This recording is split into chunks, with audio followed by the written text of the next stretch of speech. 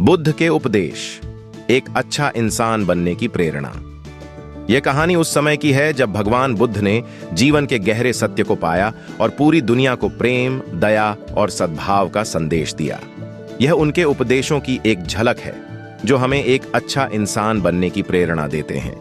एक युवक सुदामा आगे बढ़ता है। उसका चेहरा जटिलता और चिंता से भरा हुआ है। He bows with respect, looking anxious to find answers. Sudama आवाज कांपते हुए, हे भगवान बुद्ध, मैं एक अच्छा इंसान बनना चाहता हूं, लेकिन मैं समझ नहीं पा रहा कि कैसे।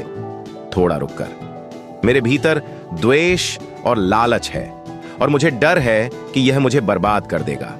कृपया मुझे मार्ग दिखाएं। Buddha smiles gently, his eyes full of compassion, sensing Sudama's turmoil. Buddha शांत स्वर में, सुदामा, तुम्हारी चिंता वास्तविक है। एक अच्छा इंसान बनने के लिए सबसे पहले तुम्हें अपने भीतर के अंधकार को समझना होगा।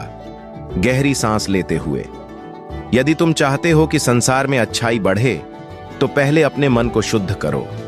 तुम्हारे भीतर जो भी क्रोध, द्वेष या लालच है, उसे त्यागो। Sudama listens intently, his eyes slightly welling up, feeling a sense of calm in Buddha's words.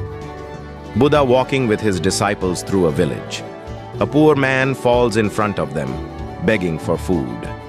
Buddha kneels down, offering him some rice with a tender smile. Sudama watches, deeply moved. Buddha, अच्छा इंसान वही है जो दूसरों के दुख को महसूस करे और उनकी मदद करने की सोच रखे, धीरे से।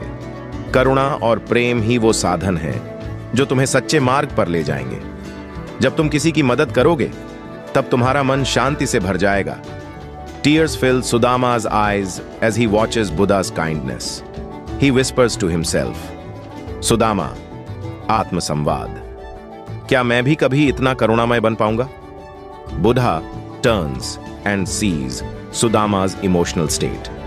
He smiles, understanding his inner conflict. Buddha Smit के साथ, जैसे यह पेड़ बिना किसी स्वार्थ के हमें फल और छाया देता है, वैसे ही हमें भी दूसरों की सहायता करनी चाहिए, बिना किसी उम्मीद के, गहरी दृष्टि से। एक अच्छा इंसान बनने के लिए त्याग और सेवा का महत्व समझो। A disciple named Anand steps forward, his face full of worry, reflecting the doubts of many in the group.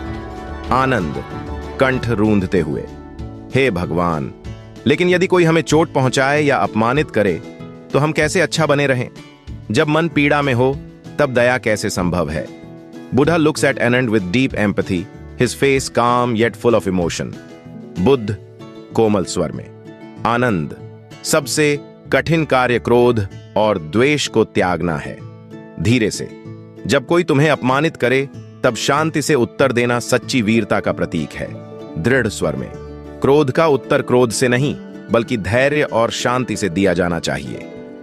Anand looks down, tears streaming down his face, realizing how much pain he has been holding on to. Buddha places his hand on Anand's shoulder, calming him. Buddha सहजता से, ध्यान और आत्मनिरीक्षण से तुम अपने मन को नियंत्रित कर सकते हो। धीरे धीरे अपने विचारों पर नियंत्रण पाओ, क्योंकि विचार ही कर्मों का रूप लेते हैं। यदि तुम अपने विचारों को शुद्ध रखोगे, तो तुम्हारे कर्म भी शुद्ध होंगे। Sudama watches this exchange. A tear escapes his eye as he feels his own heart begin to soften. The group listens attentively, some shedding tears as Buddha's words touch the depths of their souls. Buddha आश्वासन देते हुए, एक अच्छा इंसान वही है जो अपने जीवन में संतुलन बनाए रखे। दूसरों के साथ वैसा ही व्यवहार करो जैसा तुम अपने लिए चाहते हो। सत्य बोलो, अहिंसा का पालन करो और अपने जीवन में नैतिकता को स्थान दो। The scene fades with Buddha's final words echoing softly, filling the group with a sense of hope.